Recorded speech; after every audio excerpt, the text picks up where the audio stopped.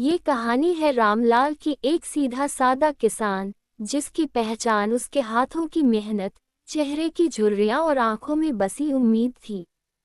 रामलाल का गांव मध्य प्रदेश के एक कोने में बसा था। बरसों से उसका परिवार खेती करता आया था। गेहूं, चना, मूंग, वही पुरानी जमीन, वही पुराने औजार। लेकिन अब वक्त बदल रहा था। मौसम की मार, कीटनाशकों की लागत और मंडी में गिरते भाव ने रामलाल जैसे कई किसानों को तोड़ कर रख दिया। एक साल ऐसा आया जब बारिश ही नहीं हुई, खेत सूख गए, अनाज अंकुरित ही नहीं हुआ। रामलाल ने उधार लेकर बीज डाले थे, अब सिर पर कर्ज, घर में बीमारी और दिल में टूटा हुआ हौसला था। गांव के कुछ किसान आत्महत्या कर चुके थे। लोग कहते, रामलाल तू भी शहर चला जा, कुछ मजदूरी कर ले। लेकिन रामलाल की आंख ही जमीन से बंधी थी। वो कहता, ये धरती मेरी माँ है। माँ का साथ मुसीबत में नहीं छोड़ा जाता। उसी वक्त गांव में एक किसान जागरूकता कैंप आया।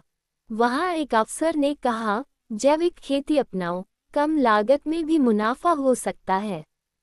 बाकी किसान हंसे, लेकिन रामलाल रुका। उसने हर बात ध्यान से सुनी और तय किया, अब मैं बदलाव करूंगा।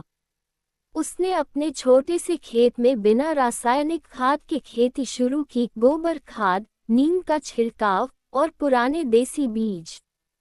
शुरुआत में फसल कमजोर दिखी, लेकिन धीरे धीरे मिट्टी ने जवाब देना शुरू किया। उसकी फसल महंगी बिकने लगी, शहर की जैविक मंडी में 2 गुने दाम में। धीरे धीरे रामलाल ने और किसानों को भी सिखाना शुरू किया, मिट्टी को जहर मत दो, उसे जिंदा रहने दो। आज उसके गांव में 40% खेत जैविक बन चुके हैं और किसान अब आत्महत्या नहीं कर रहे, बल्कि अपने बच्चों को कॉलेज भेज रहे हैं। रामलाल अब भी वही टूटी चप्पल पहनता है, लेकिन लोग उसे डॉक्टर ऑफ सॉइल कहते हैं। उसके पास कोई डिग्री नहीं, पर अनुभव की किताबें भरी हुई हैं।